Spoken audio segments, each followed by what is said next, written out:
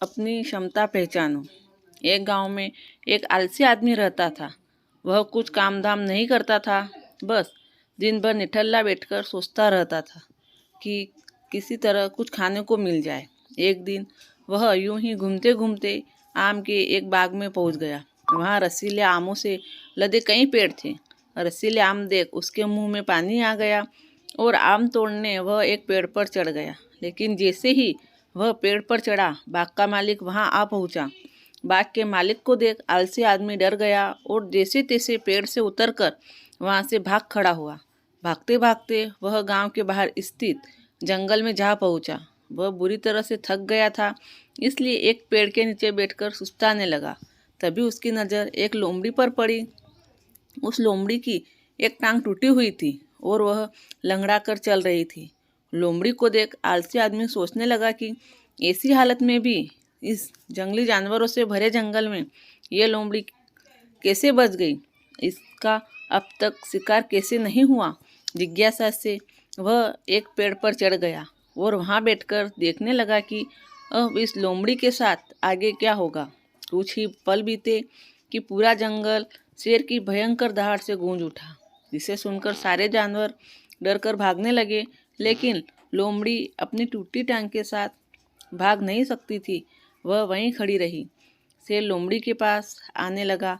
आलसी आदमी ने सोचा कि अब शेर लोमड़ी को मारकर खा जाएगा, लेकिन आगे जो हुआ वह कुछ अजीब था।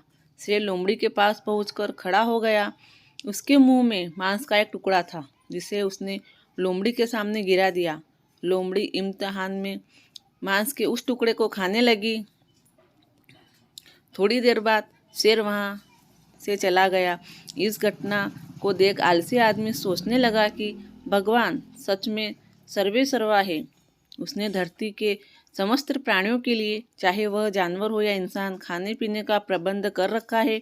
वह अपने घर लौट आया। घर आकर वह 2-3 दिन बिस्तर पर लेटकर प्रतीक्षा करने लगा कि जिसे भगवान ने शेर के द्वारा लोमड़ी के लिए भोजन भिजवाया था, वैसे ही उसके लिए भी कोई न कोई खाने पीने का सामान ले आएगा। लेकिन ऐसा नहीं हुआ। भूख से उसकी हालत खराब होने लगी। आखिरकार उसे घर से बाहर निकलना ही पड़ा। घर के बाहर उसे एक पेड़ के नीचे बैठे हुए बाबा दिखाई पड़े।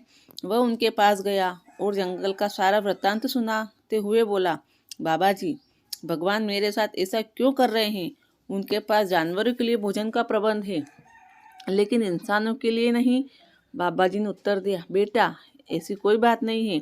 भगवान के पास सारे प्रबंध हैं, दूसरों की तरह तुम्हारे लिए भी। लेकिन बात यह है कि तुम्हें लोमड़ी नहीं, शेर बनाना चाहते हैं। सीख, हम सबके भीतर क्षमताओं का असीम भंडार है, बस अपनी अज्ञानतावश हम उन्हें पहचान नहीं पाते और स्वयं को कमतर समझकर दूसरों की सहायता की प्रतीक्षा करते रहते हैं। स्वयं की क्षमता पहचानिए, दूसरों की सहायता की प्रतीक्षा मत कीजिए। इतने सक्षम बनिए कि आप दूसरों की सहायता कर सकें। दोस्तों, आशा करती हूँ कि आपको हमारी कहानी ज़रूर पसंद आई होगी। यदि आपको हमारी कहानी पसंद आई हो तो लाइक करें, शेयर करें और हमारी मेहनत में क्या कमी रही हो तो हमें कमेंट में ज़रूर बताएं। यदि आप हमारे चैनल पर नए हो तो चैनल को सब्सक्राइब ज़रूर करें। धन्यवाद दोस्तों।